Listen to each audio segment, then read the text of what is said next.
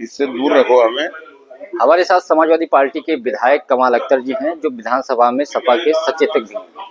कमाल जी, आज पहला मौका आया है जब आनंदीबेन पटेल जी ने अपना पूरा अभिभाषण नहीं पढ़ा। आपको क्या लगता है किस कारण से? क्योंकि हमेशा विरोध विपक्ष करता था लेकिन पढ़ के जाती थी। अब पहला मौका कि 10-12 मिनट के अंदर सदन से निकल गए। नहीं, देखिए, सब लोग जानते हैं कि महामहिम राज्यपाल महोदया जो भाषण पढ़ती है वो सरकार का लिखा लिखाया भाषण होता है। प्रायोजक हैं cancer healer centre, new beginning. तो हमें तो ये महसूस होता है कि शायद सरकार महामहिम से कुछ ऐसा पढ़वाना चाहती थी और जो वो नहीं पढ़ना चाहती थी। उनके चेहरे से बहुत दुखी लग रही थी। तो हम तो यही मानते हैं कि सरकार कुछ झूठ उनसे बुलवाना चाहती थी जो वो बोलना नहीं चाहती थी, इसलिए उन्होंने उस अभिभाषण को पूरा नहीं पढ़ा। क्या लगता है क्या झूठ सरकार पढ़वाना चाहती थी? आप तो विधायक हैं। अरे यार, यही है ना कि आज पूरे उत्तर प्रदेश के अंदर कैंसर महामारी के रूप में फैल रहा है। कल आपने देखा अखिलेश जी लोहिया कैंसर इंस्टीट्यूट गए। किस लिए गए?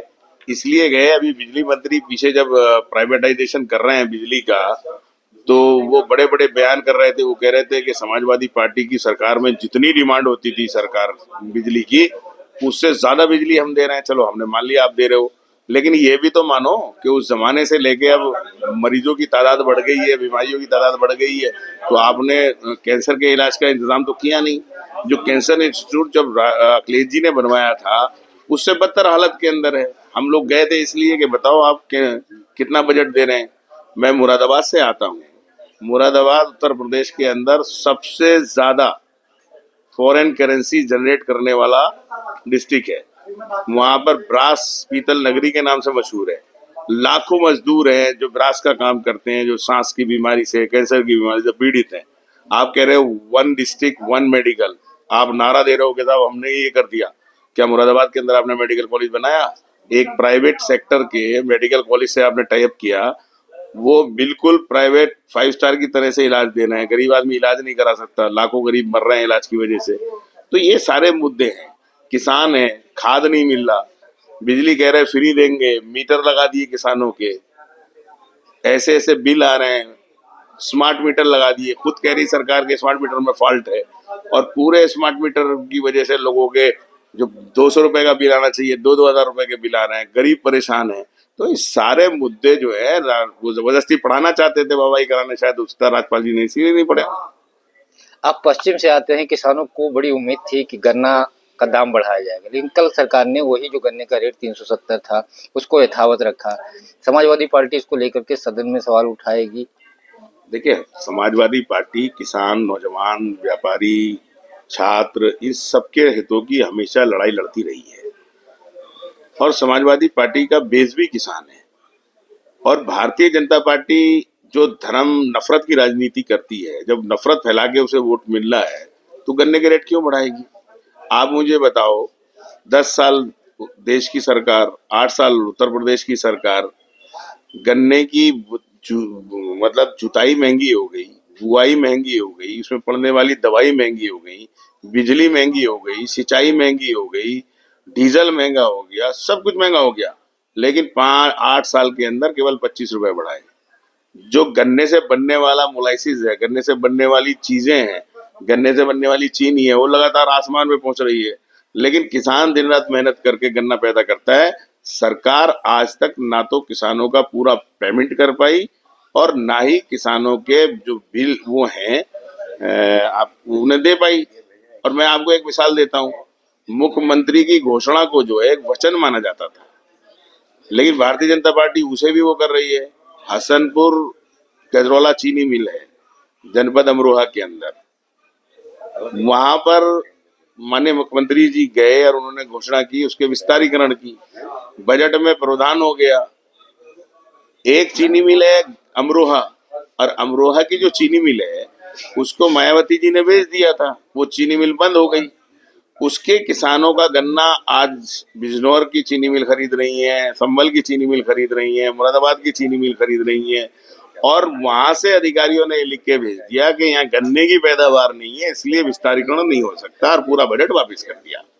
तो ये सीधा सीधा सरकार धोखा दे रही है किसानों को, और गन्ना किसानों को धोखा दे रही है, पूरा पेमेंट नहीं कर रही। ये सारे मुद्दे किसानों के समाजवादी पार्टी हमेशा उठाती रही और आगे भी हम लोग उठाएंगे। कुशीनगर में एक मस्जिद का प्रकरण है, उस पर बुलडोजर चल गया। सुप्रीम कोर्ट ने कल फटकार लगाई और कहा क्यों ना आपके खिलाफ कोर्ट का जो आपने कहना नहीं माना और मानना की है आपके ऊपर केस चलाया जाए।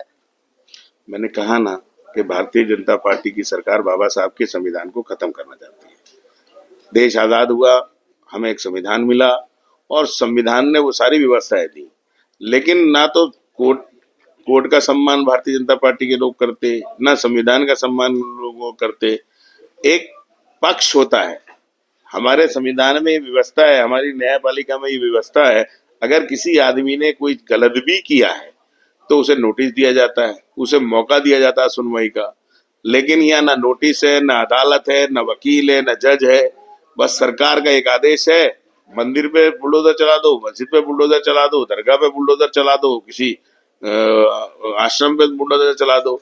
तो ये हठधर्मी की सरकार है और बाबा साहब के संविधान की अवहेलना कर रही है। और कभी सरकार को सुप्रीम कोर्ट नोटिस करता था, वो सरकार के लिए बड़ी शर्मनाक स्थिति होती थी। लेकिन मैं समझता हूँ 8 साल में सुप्रीम कोर्ट ने 20 नोटिस उत्तर प्रदेश की सरकार को किए होंगे। सरकार को खुद सोचना चाहिए कि सुप्रीम कोर्ट तभी नोटिस करता है जब बहुत भारी गलती कोई आदमी करता है। कुंभ का आयोजन चल रहा है, मथुरा, आपका कुंभ, प्रयागराज, बनारस और अयोध्या में बहुत बड़ी संख्या में श्रद्धालुओं की भीड़ है। अब यूपी बोर्ड का एग्जाम शुरू होने वाला है, ऐसे में अभ्यर्थियों को दिक्कत नहीं होगी आने जाने में? जिस तरीके से जाम है, एग्जाम छूटने का डर होगा, क्या लगता है एग्जाम को टाला जा सकता है कुछ समय तक? ऐसी कोई मांग नहीं, देखिए सरकार, कुंभ का जहां तक सवाल है, कुंभ एक आस्था का सवाल है।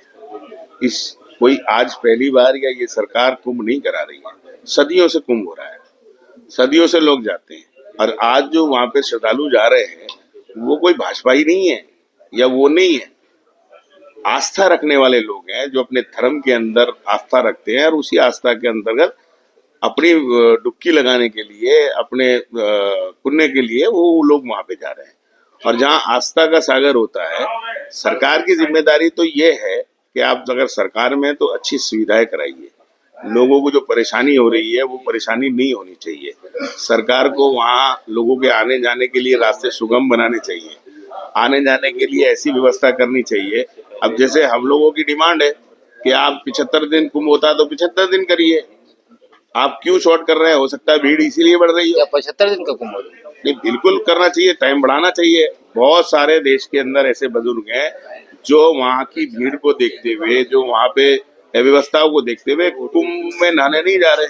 अगर ये लोग उसका टाइम बढ़ा देंगे, टाइम और बढ़ा देंगे कुंभ का, क्योंकि 12 साल में कुंभ आता है, तो कुंभ का टाइम बढ़ा देंगे तो मैं समझता हूँ आस्था रखने वाला हमारा हर हिंदू भाई कुंभ के अंदर नहा लेगा। लेकिन कुंभ तो तिथियों से होता है, बढ़ाया नहीं जा सकता। महाशिवरात्रि को आखिरी स्नान होता है, मेला बढ़ सकता है, लेकिन कुंभ का आयोजन नहीं बढ़ सकता। मैं क्या कह रहा हूँ, मैं क्योंकि ज्यादा धर्म के बारे में जानता नहीं हूँ, आपसे बेहतर, मेरे से बेहतर ज्यादा, लेकिन मैं इतना कह सकता हूँ कि किसी चीज को अगर धर्म के हिसाब से बढ़ सकता है तो सरकार को बढ़ाना चाहिए, क्योंकि अभी बहुत सारे ऐसे लोग हैं जो नहाने नहीं गए। तो ये थे हमारे साथ समाजवादी पार्टी के विधायक कमाल अख्तर, जिन्होंने कई सारे मुद्दों पे बातचीत की। पंकज चतुर्वेदी, TV9, लखनऊ। प्रायोजक हैं cancer healer centre, a new beginning.